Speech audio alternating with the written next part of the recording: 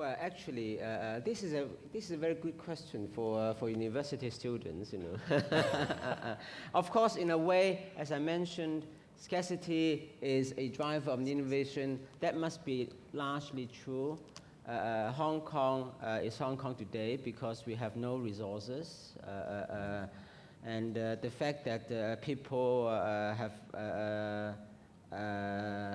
drive for better life, which was scarce, of course, also drives innovation.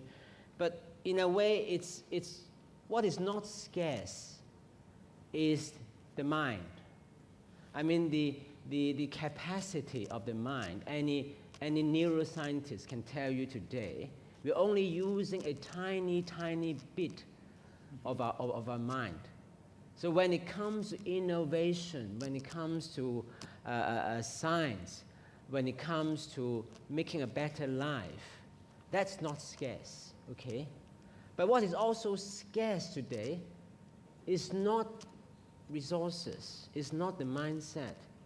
It's as what Simon alluded to a moment ago, the moral value. For a long time, moral value is regarded as outdated. It's regarded as something which is obstructing progress. People make as much money as possible within the confines of the written law. That is the first principle. That has been the first principle in business for a long time. That was why I've been so critical of all this greed in the business sector when I left the government and started writing articles. Didn't please a lot of people because you can always get the best lawyers in the world to comb through all these multi-pages of law and to find a way to evade all this and make money. That's what happened. That was a root cause of the financial tsunami. And that was very scarce. And I hope moral values will not be scarce in future. Okay, thank you very much. And I want to put the second question to you, is that, Frankie Choi, is Hong Kong ready to respect individual initiation of knowledge creation? If not, how to improve this situation?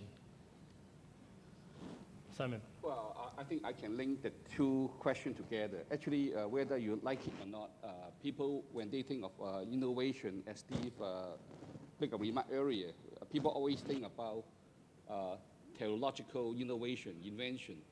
But if we make it a much broader sense, actually, we need also innovations to human beings' problem. I think scarcity also related to whether we have a good balance or you just greedy, trying to get more and more and more. So I think right now, if we can have a good model, good mindset, I think innovation can also not helping us just in terms of the theological dimension.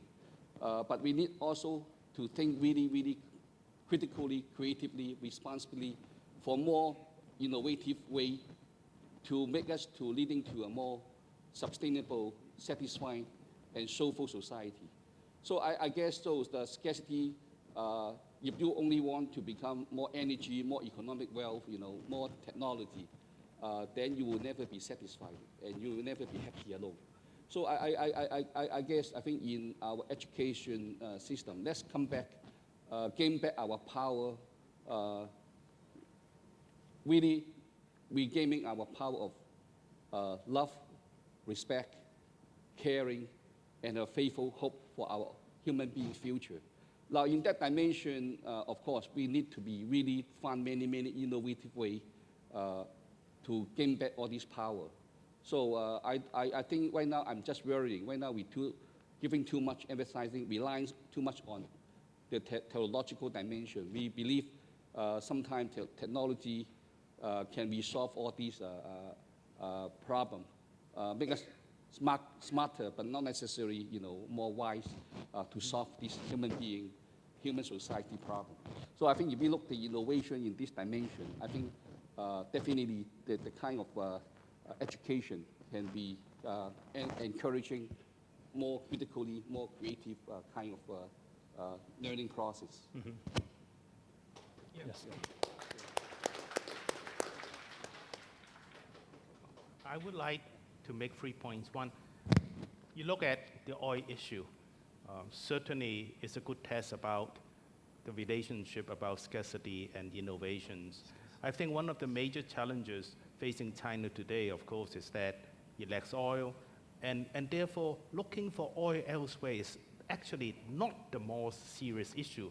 The more serious issue is to enhance energy efficiency, because as you all know, in terms of energy efficiency, we are probably 3 times more wasteful than the United States and 6 or 7 times more wasteful than Japan. Then in my education sector, round about the time of the SARS period, all universities suffer from funding scarcities. And we started offering self-finance programs, and we managed to make a bit of money. And if we stretch this a little bit, we can certainly make education a very important strategic industry, and we can export education as a service to mainland China and Southeast Asia. Finally, linking the point of scarcity and satisfaction and the comments made by our panel chairman, I remember Confucius saying, 古之學者為己，今之學者為人，為人者欲見之於人也。Confucius was making this statement saying that some academics concentrated on self-cultivation. Some academics wanted to make themselves well-known. It goes back to my original point, satisfaction. Where do we get our satisfaction from? In terms of scarcity, I think most of the young people cannot expect rapid promotions, and to get rich quickly. The good times have gone. And therefore, a lot of satisfaction in our life probably comes from contribution to society. And you see this already, for example, in Taiwan.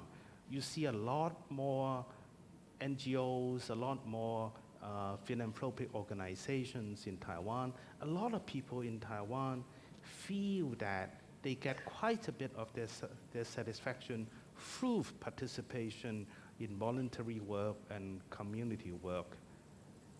Hong Kong people probably haven't done enough. And I do believe that this is a very important source of our satisfaction in the years to come. Okay, thank you.